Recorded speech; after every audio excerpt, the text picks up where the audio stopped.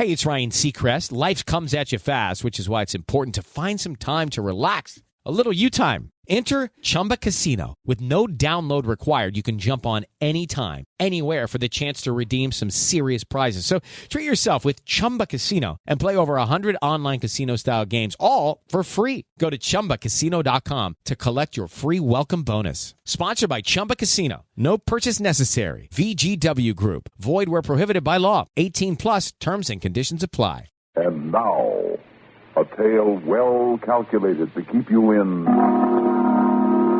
suspense. In a moment, Act One of The Silver Shoe, written especially for Suspense by Robert Reddick.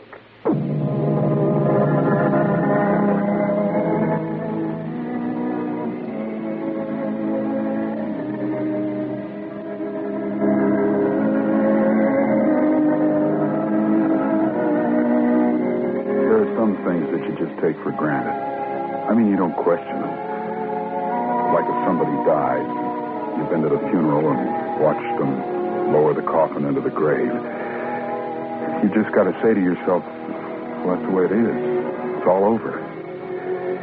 Maybe if you care a lot for somebody like I did for Corey, maybe they go on living in a way in your mind. Not really living, but kind of living in your thoughts or your memory or your dreams. But that's all. So when I saw this girl sitting in a drugstore 2 years after Corey's funeral, well, naturally I had to figure she was somebody who just happened to look a lot like her. I mean, wouldn't you?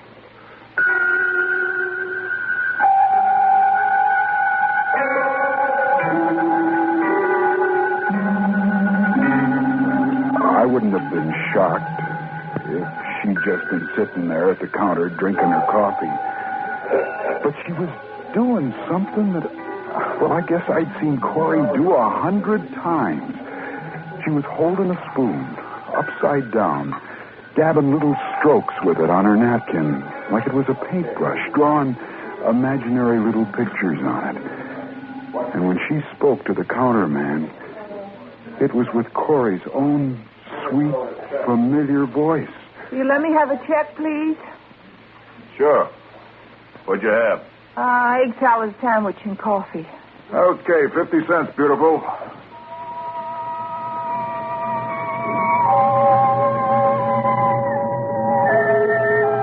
I guess I must have looked pretty strange standing there, staring at her, but I couldn't help myself. You want something, buddy? Huh? Oh, yeah, a cup of coffee. Cup of coffee coming up. I couldn't take my eyes off her. I watched her pay the check, watched every movement she made, every step she took as she walked out of the door. And they were Corey's movements, Corey's steps, every one of them. Kind of cute, huh? What? Nice-looking chick. Does she come in here a lot? Yeah, once in a while. She's one of the dames who works down the street at the dance hall. Here's your coffee. Thanks, I don't want it. Here's your dime. Huh? Oh, sure, Tiger. I followed her. I had to.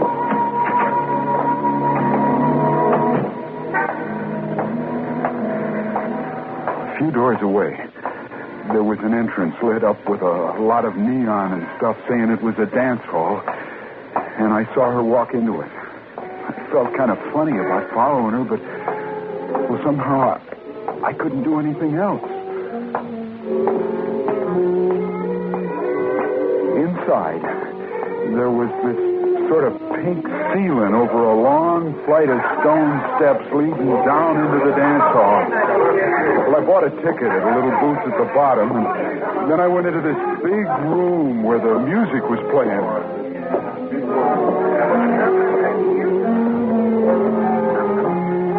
I didn't see her anywhere, but a bunch of other girls came running up to the railing and started calling out to me. Come here, sailor. I want to talk to you. Hey, you. You got a cigarette, sailor? You always get the pretty one. What made you pick me, honey? May I ask you, sailor? What made you pick me? Well, I can't see very well to smoke this when it isn't lit. How about you dig down in your bell bottoms, honey, and bring a lady up a match? I keep them up here in my breast pocket. Well, good for you. Do you notice the sign over the entrance, honey? 50 girls, 50 gorgeous, exotic dancing partners. Well, of course, even when this joint is jumping, there's only 22 of us. But I mean the other part. Do you think I'm gorgeous and exotic, honey? Is that why you picked me? Well, I don't think I know what you mean. You know what gorgeous means, don't you? Oh, sure. Well, exotic means weird, honey. Strange. Come on, baby. Buy me some tickets. And while you're out there on the floor holding me tight in your arms, you can tell me how exotic I am. Oh, well, I really came in here looking for somebody else. She's about 5'3" and has light brown hair and blue eyes. Just like half the girls in America. Besides, if you don't see her, she ain't here. Who told you she worked here anyway? Here, this picture in my wallet. She looks like this girl. No, somebody's kidding you. We ain't got nobody here looks like that. Oh, but I saw her come in here. Look, I ought to know. I've been working here for 4 years. I tell you, we got no girl like that. No, why don't you just forget her and concentrate on me? Anything the matter with me? Oh, no, it's just... You bet there ain't. Now, don't you run away, sailor. I'm going in and powder my nose. Don't let any of these other dames latch onto you. And when I come back, I'll show you the way a patriotic lady treats the Navy.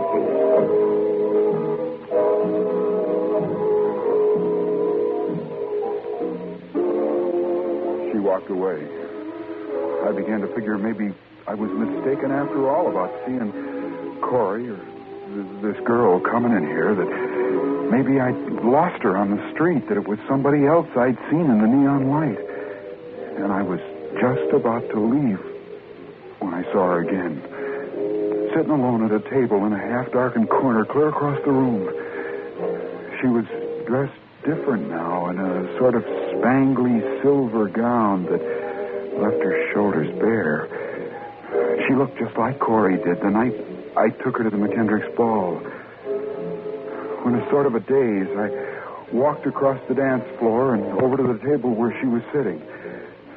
I guess she was thinking about something, because she didn't look up until I was just about standing next to her.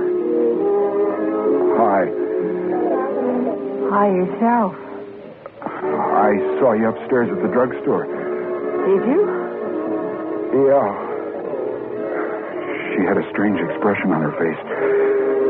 Kind of like I figured mine must have looked. Sort of surprised. And, like she couldn't quite believe what she was seeing. You know something? When I first looked up just now, it was almost like I knew you from somewhere. Yeah. Knew you real well. You seemed to remind me of someone. I can't remember who. Gives me a funny feeling, you know what I mean?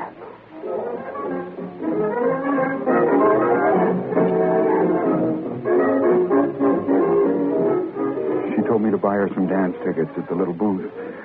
Well, I did. Then I came back and I sat down with her at her table.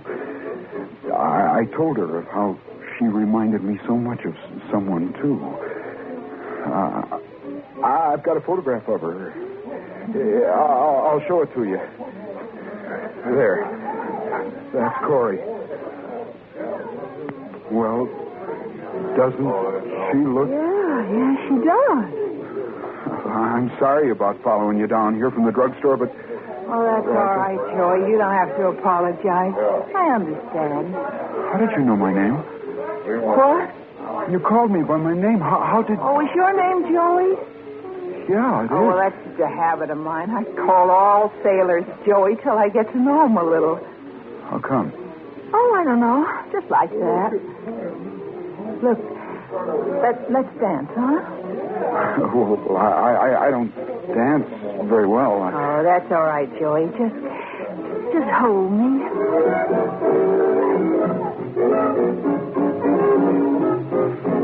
And then she took my hand in the same sweet, special way that Corey had 100 times, 1,000 times before. Gently, tenderly, with her fingers lightly laced in mine.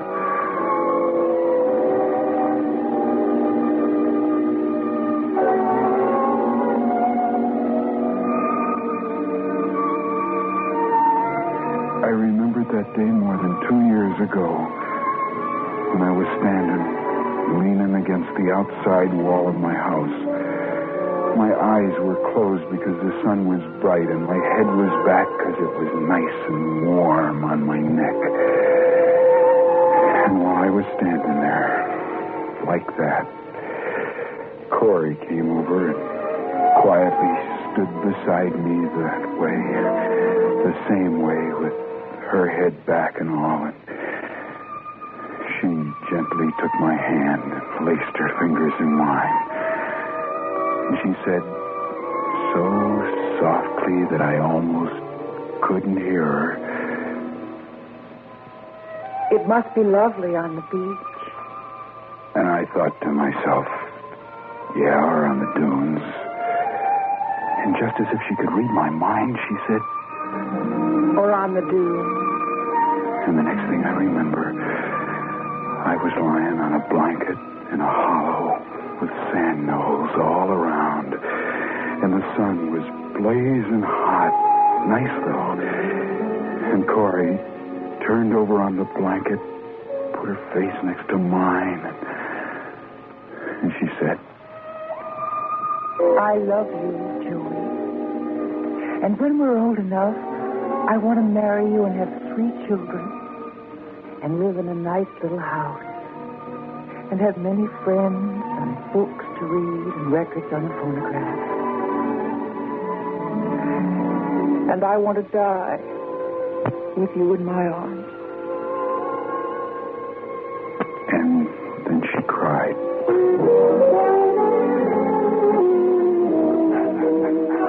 I suddenly realized that I was holding this other girl in my arms, that we were dancing. Where did you learn that step? What? The one you just did. Well, I don't know. Just kind of like it. Well, you said you couldn't dance. Well, not very well, usually. Seems to me we dance just fine together. Comfortable and easy. Like 2 people have... Danced together a lot? Yeah. You're not 21, are you? No, 20. Oh, you're supposed to be 21 to come in here. Oh. Oh, well, we won't tell them, will we? Truth is, I'm only 20 myself, but they don't know that. Oh, is that right? Uh-huh. See, that's just the age Corey... I'm sorry. I just can't help it. Oh, of course you can. You're so much like her. Oh, it's all right, Joey. I understand.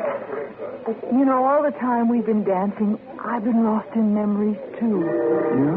Yeah, but mine are funny and they're vague. I keep getting a certain picture in my mind that makes no sense. What do you mean? But I see myself with a boy, the one you remind me of, in a park. Yeah? It's very quiet, and the full moon lights up his face. But I can't figure out who he is. The picture's clear. We're standing together looking up at a statue. The strange thing is I don't seem to remember anything like that ever happening to me. I guess it did, but I just can't seem to remember. But I could remember it. I could remember it very well.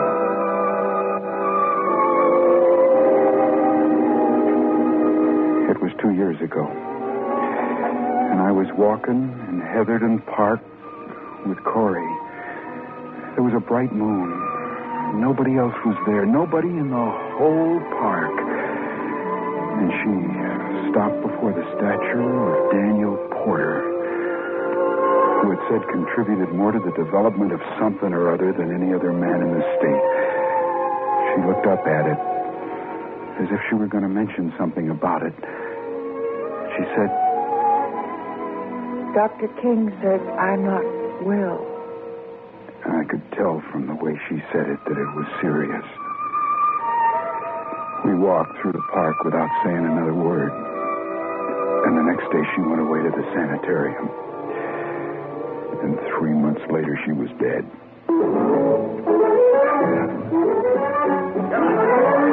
Joey, what is it? What's wrong? She was asking me what was wrong. It was impossible to tell her. I was frightened.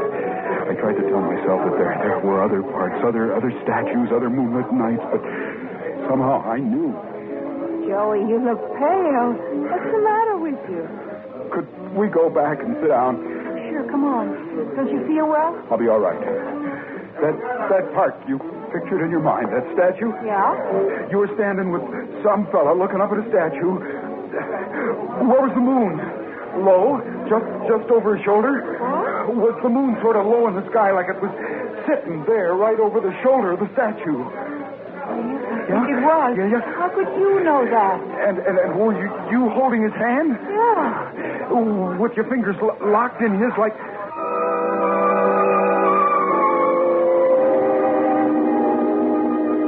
And then suddenly I saw it. Cupped in her open palm. A small silver medallion that I'd made for Corey 3 years before. I cast it myself with a makeshift crucible and molds. She used to wear it on a chain. What is that? Where did you get that? What? That thing in your hand. Let me see it. Give it to me. Joey, what are you... Give it to me. I launched across the table, grabbed it from her, but my hand struck against hers and she dropped it. Where is it? What is it? Where did it fall? Joey. Too dark. I can't find it. Oh, Joey. Where did it go? Light! Give me some light! Joey. How did you get that medallion? How did you get it? Medallion, I had a coin in my hand. What are you talking about? That was no coin. Don't you think I can see? What's the matter? This guy drunk? No. Will you turn some lights Now, on? listen, Mr. Phil. Bailey, it's all right. You sure? Yeah. Okay, Muriel, but you better take it easy, sailor. We don't want no trouble here. Oh, Joey, you don't know this place. You make any trouble and they'll... What is this all about? What are you trying to do to me? You listen to me for a minute. What are you lying to me for? I saw it. I saw it in your hand. Look, Joey, I mean it. You make any trouble or anything and they'll call the shore patrol. They will. Now, look, let's get out of here, okay? I'll turn in my tickets and change my clothes. We're not supposed to take dates out of here, so you go on up to that drugstore and wait for me. I'll meet you in a few minutes. After you're gone, I'll find it. I'll find what you're looking for.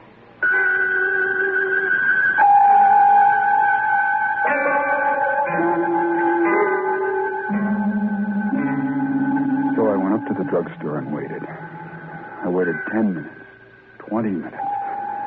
I waited half an hour. And I went into the phone booth and I called the dance hall.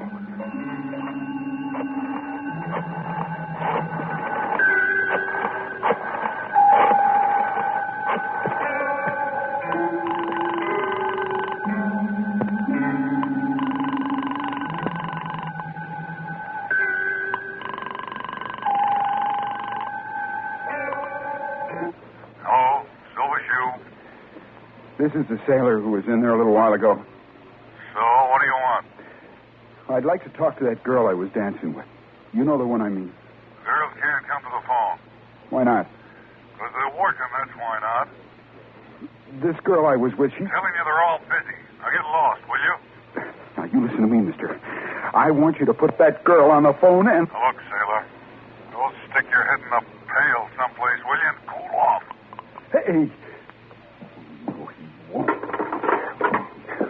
Get to the bottom of this. Last thing I see. Get off the phone. I found her, and I'm not going to lose her.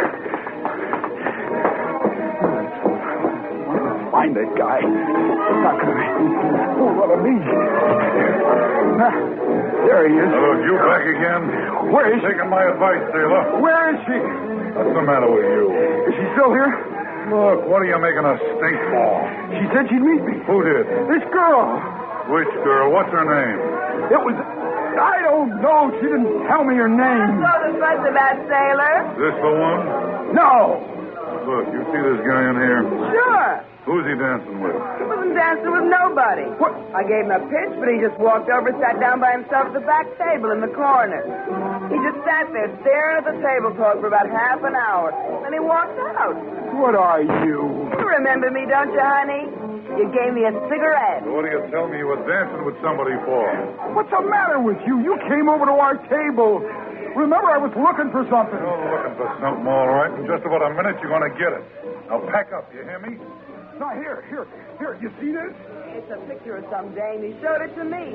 He keeps saying she works here. I think he's cracked or something. You got the wrong place. She don't work here. Let's go. I'm telling you, I was sitting with her, dancing with her. Where are you? Are you down here? Where are you? You're really asking for it, boy. You know that, don't you? Get your hands off me. I said get your hands off me. Okay, buddy. That's just about enough of Oh, you just...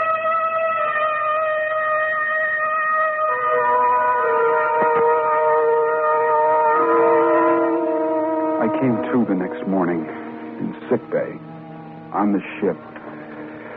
I couldn't do anything but lay there and think about this girl. I told the ship's doctor about it. You've been under a great strain lately, Joey. I'm going to recommend that your duties be suspended for a few days at least. You want me to stay here? Yes, In sickbay? that's right. What do you think, I'm crazy or something? You want to keep an eye on me? I said you've been under a strain, that's all. I don't think you've ever really gotten over the shock of Corey's passing away. You've been thinking a lot about her lately, haven't you? I mean, in these last weeks, before you even saw this other girl in the drugstore. Yes, I have. Well, isn't it possible that you simply wanted her back so much that... That my imagination was playing tricks on me? Something like that, yes. I want you to stay right there in that bed.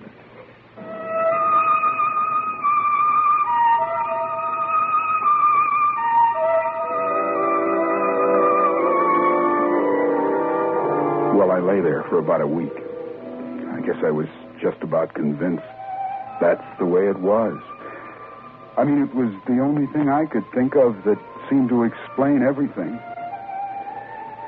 Well, one day they told me I could get up, and they brought me my clothes. And then I found the silver medallion in one of my shoes.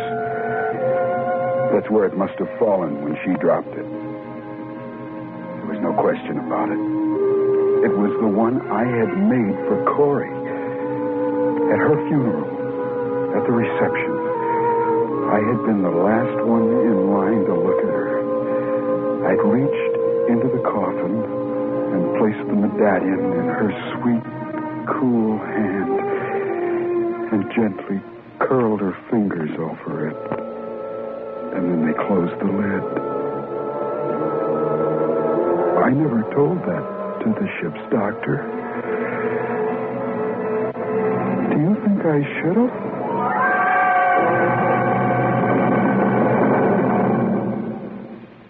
Suspense. You've been listening to The Silver Shoe, written especially for Suspense by Robert Reddick.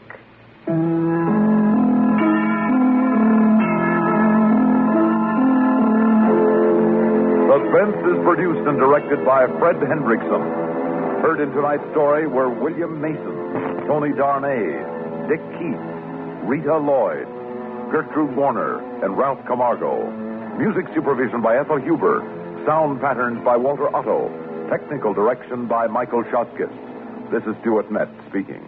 Listen again next week when we return with Pages from a Diary, written by Virginia Voland and starring Jim and Henny Backus. Another tale well calculated to keep you in suspense. Hello, it is Ryan, and I was on a flight the other day playing one of my favorite social spin slot games on ChumbaCasino.com. I looked over at the person sitting next to me, and you know what they were doing? They were also playing Chumba Casino. Everybody's loving having fun with it. Chumba Casino is home to hundreds of casino-style games that you can play for free anytime, anywhere. So sign up now at ChumbaCasino.com to claim your free welcome bonus. That's ChumbaCasino.com and live the Chumba life. Sponsored by Chumba Casino. No purchase necessary. VGW Group. Void where prohibited by law. 18 plus. Terms and conditions apply.